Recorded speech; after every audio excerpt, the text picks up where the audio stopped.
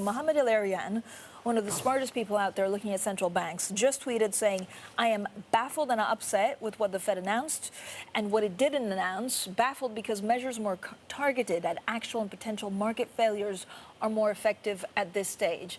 Is that why the market is disappointed, Jane?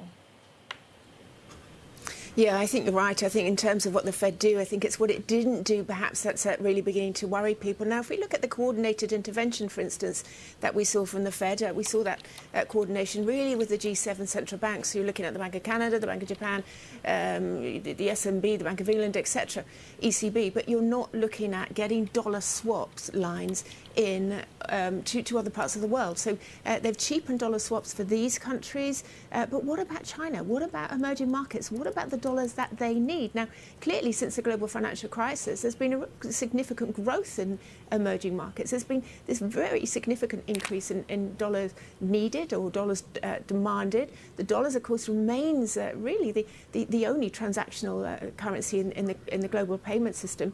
Huge amounts of dollar-denominated debts in emerging markets.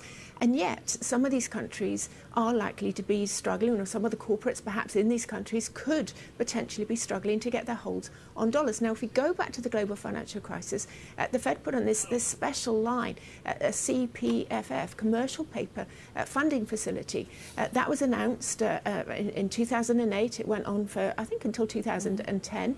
And that really enabled this liquidity of dollars to be spread throughout the world. They haven't yet done anything like that. Now, that doesn't mean to say that they won't, but it would have been nice, I think, and very reassuring to have seen something like that in the announcement yesterday.